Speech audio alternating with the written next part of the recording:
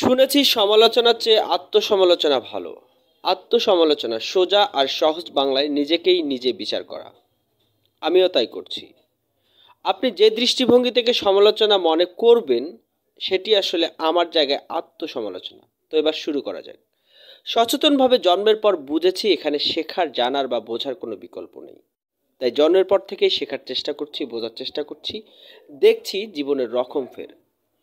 বুঝেছি জানার আছে অনেক কিছু, শুনেছি শুভঙ্করের ফাঁকির গল্প। আমার চারপাশে সবাইকে দেখছি, সবার ধ্যান ধারণাটাকে বোঝারও চেষ্টা করছি।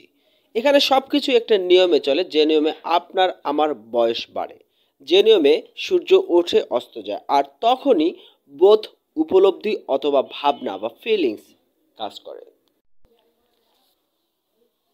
ভেতরের যে অনুরণন, সেখানে ভুল বা ঠিক শব্দের উদয় হয়, আর তখনই অনুসন্ধিৎসু মন খুঁজতে থাকে।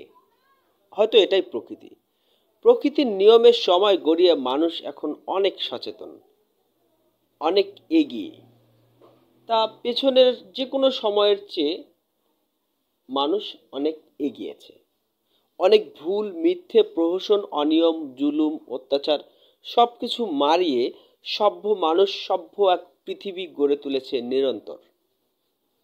একটা সময় ছিল যখন জ্ঞান, বিদ্যার বা মানুষের বোঝার অনেক স্বল্পতা ছিল।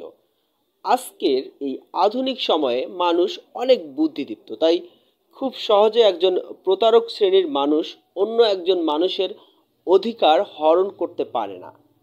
বোকা মানুষকে ভুল ভাল ভয় দেখিয়ে, লোভ দেখিয়ে, ভুলভাবে ভুল শিক্ষায় নিজ মতবাদে বিশ্বাসী করে তোলা যায়, কিন্তু কালের স্রোতে এই মিথ্যে সত্যির আঘাতে ধসে যাবে। এটাই মিথ্যের বা ভুলের পরিণতি। আমি নিজে যখন দেখি একজন মুসলমান হিসেবে, ইসলাম ধর্ম অনুসারী হিসাবে, মুসলমান বা ইসলাম এই বিষয়টাকে প্রপারলি বোঝাই হয়নি, তখন আমি এই বিষয়টাকে ঠিকভাবে প্রপারভাবে বোঝার চেষ্টা করছি।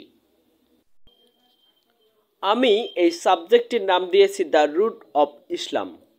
আমি জানি ইসলাম নিয়ে কথা বলার মতো যোগ্যতা আমার নেই, কিন্তু একজন শিক্ষার্থী হিসেবে আমি ইসলাম নিয়ে কথা বলতেই পারি। উল্লেখ করা খুবই জরুরি যে ইসলাম একটা শব্দ, যা মূলত একটি দর্শন। মহানবী হজরত মোহাম্মদ সাল্লাহ আলাইস্লামের দেখিয়ে দেয়া মানব জাতির জন্য, সমগ্র মানব জাতির জন্য একটি জীবন দর্শন। যে কোনো মানুষ এই দর্শন থেকে একটি পরিপূর্ণ জীবনের মানে খুঁজে পাবে। সেই দর্শনের নাম ইসলাম। ইসলাম ইসলাম আরবি শব্দ। ভাষা এবং শব্দ জাতিতে জাতিতে ভিন্ন হয়ে থাকে। বলার ঢং, মানে সবই আলাদা হলেও মাতৃভাষায় বুঝতে শব্দের অর্থ সম্পর্কে একটি সাধারণ জ্ঞান আমাদের সবার আছে আর থাকা উচিত।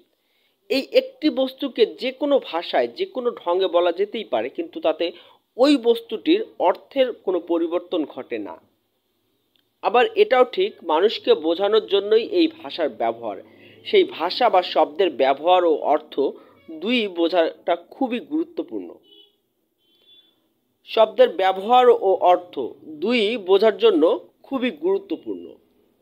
ইসলাম আরবি শব্দ। একজন বাঙালি হিসেবে আপনি ইসলাম আসতেই একটি ধর্মকে বোঝেন, ওকে, কিন্তু ইসলাম এর পরিপূর্ণ অর্থটা আসলে কি? এই অর্থটা না বুঝে কি সঠিকভাবে আপনি ইসলাম ধর্মে প্রবেশ করতে পারবেন? মানুষ কথায় কথায় উদাহরণ প্রয়োগ করে, সো আমরা একটা এক্সাম্পল ভাবতে পারি। একটি উদাহরণ কল্পনা করুন।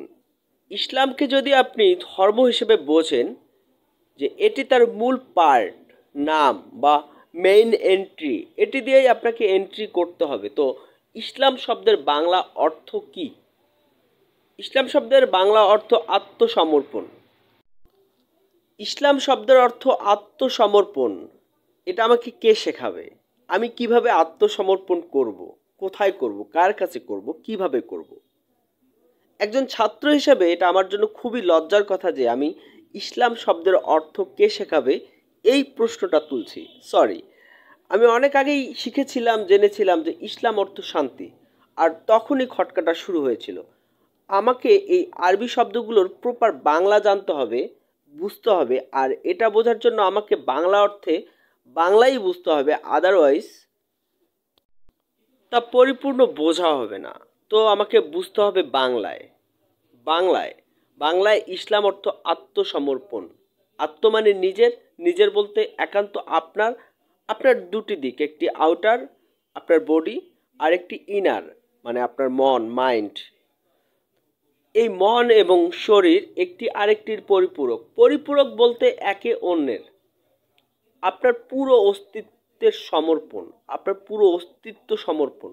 সমর্পণ বলতে সঁপে দেয়া, অনুসরণ করা। এটিও বোঝার জন্য সহজ একটি উদাহরণ চিন্তা করা যেতে পারে। যখন মনে করুন যে পুলিশ আপনাকে হ্যান্ডস আপ যখন বলে, তখন আপনি হাত উঠিয়ে আত্মসমর্পণ করেন। পুলিশ যা বলে আপনি তখন তাই করেন। ডানে যেতে বললে ডানে যান, বায়ে যেতে বললে বায়ে যান, যেতে বাধ্য হন। বসতে বললে বসেন, দাঁড়াতে বললে দাঁড়ান। বাধ্য হয়ে আপনি তাকে অনুসরণ করেন। তো আত্মসমর্পণ বললে এবার কি বুঝবেন? স্বেচ্ছায়, ভালোবেসে সঁপে দেয়া, নিজের অস্তিত্ব ইচ্ছায় অনিচ্ছায় সদা সর্বদা অনুসরণ। এই হচ্ছে বাংলায় ধর্মীয় আত্মসমর্পণ। কার কাছে? সৃষ্টিকর্তার কাছে, যিনি প্রধান, একমাত্র প্রধান। আমরা তাকে যে নামেই ডাকি, যেভাবে যে শব্দে বাঁধি, যেমন আল্লাহ, আল্লাহর কাছে আত্মসমর্পণ। আল্লাহ পর্যন্ত যেতে আমাকে ইসলামের অর্থ বুঝতে হয়েছে।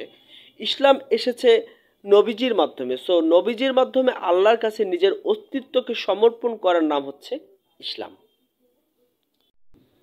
আত্মসমর্পণ ছাড়া ইসলামের তালা খুলে না। মানে আত্মসমর্পণ করেই ইসলামে প্রবেশ করতে হয় শুনেছি। আর যখন কেউ ইসলামে প্রবেশ করে তখনই তাকে বলা হয় মুসলিম। মুসলিম আরবি শব্দ, মুসলিমের বাংলা অর্থ আত্মসমর্পণকারী। যে আত্মসমর্পণ করে তাকে আত্মসমর্পণকারী বলে। একটা প্রশ্ন তো দাঁড়ায় গেছে, তবে কি আপনি আত্মসমর্পণকারী, পরিপূর্ণ আত্মসমর্পণকারী? যারা আমাদেরকে ইসলাম শিখায় তারা কি পরিপূর্ণ আত্মসমর্পণকারী? আপনার চারপাশে আপনি কি দেখছেন? আপনি নিজের দিকে তাকালে আপনার কি মনে হচ্ছে?